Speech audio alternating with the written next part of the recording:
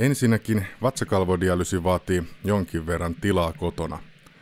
Tuossa seinustalla on nyt noin 2 viikon dialyysinesteet ja tilaan niitä apteekista yleensä 3 viikoksi kerrallaan. Kone näyttää tältä ja se siis vaihtaa nesteitä vatsakalvolla noin tunnin välein ja hoito kestää yleensä noin 8 tuntia. Noissa litteissä laatikoissa on Freseniuksen konehoitopusseja, jotka ovat 5 litran pusseissa ja niitä on eri vahvuisia. Itse käytän 2 vahvuutta, laihaa ja keskivahvaa. Ne ovat värikoodeltaan keltaisia ja vihreitä. Yhteensä yön aikana minulla kuluu 2 keltaista ja 1 vihreä pussi sekä hieman pienempi Extraniil, jota käytän päivänesteenä, koska sitä voi pitää vatsakalvolla hieman pidempään. Kone neuvoo hyvin, miten täyttö etenee ja tässä valitsemme valikosta hoito-ohjelman. Minulla niitä on 5 ja nyt otan tuon reilun 8 tunnin ohjelman.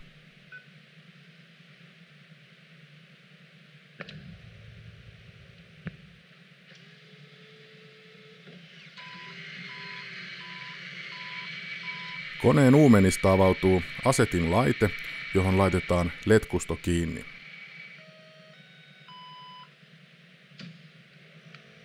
Tätä kutsutaan setiksi ja se on pakattu steriiliksi ja on kertakäyttöinen, kuten itse asiassa kaikki muutkin tarvikkeet. Tätä kautta puhdas neste ohjataan vatsakatetriin ja vastaavasti likainen neste viemäriin.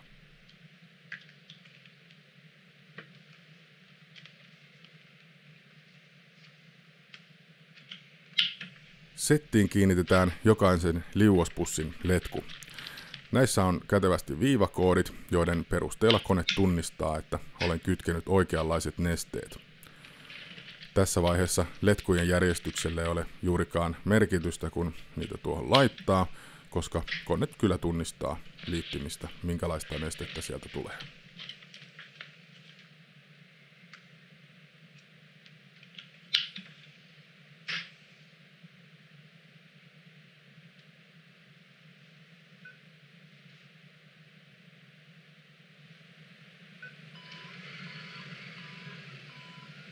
Noin asetin meni sisään ja kone yhdistää letkut settiin. Tässä on sitten poistoletkua. Fresenius toimittaa poistoletkuna tuollaista happiletkunakin käytettyä ohutta letkua, jota minulla kuluu yön aikana noin 8 metriä.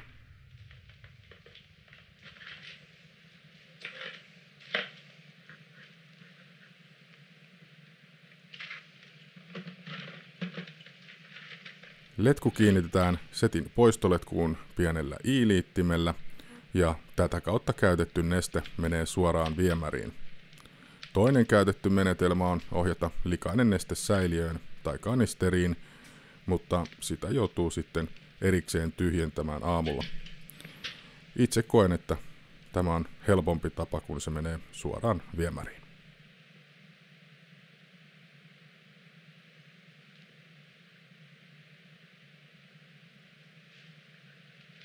Extraniilistä pitää vielä katkaista tuo korkki.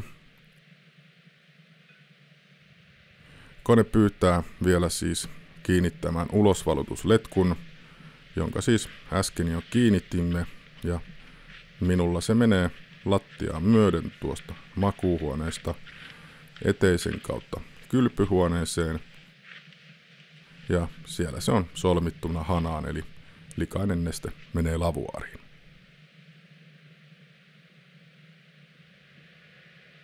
Sitten kone onkin oikeastaan valmis.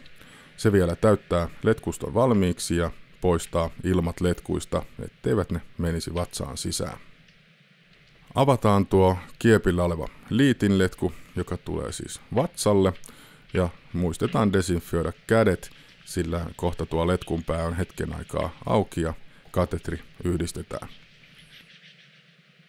Minulla tuo vatsakatetri roikkuu päivisin kaulanauhassa ja otetaan se siis esiin ja kiinnitetään koneesta tulevaan letkuun.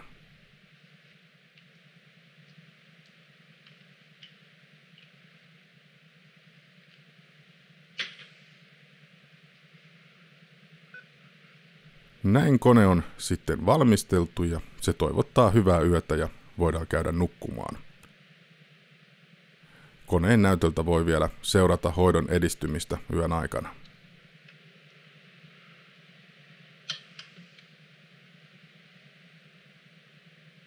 Joskus käy kuitenkin niin, että yön aikana kone antaa hälytyksiä.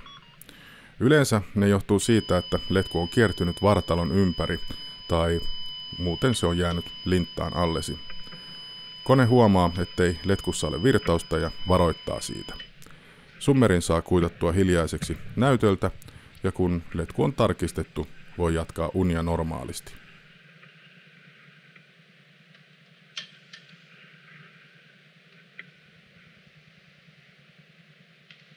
Aamulla hoito onkin sitten valmis. Irrottaudutaan taas letkusta ja vaihdetaan katetriin puhdas korkki. Kuitataan hoito-ohjelma valmiiksi. Ja lopussa kone vielä kertoo hoitotuloksen. Vasemmalla näemme, että poistoa on ollut 5,5 desiä, hälytyksiä on tullut 4 ja hoito on kestänyt 7 tuntia ja 15 minuuttia.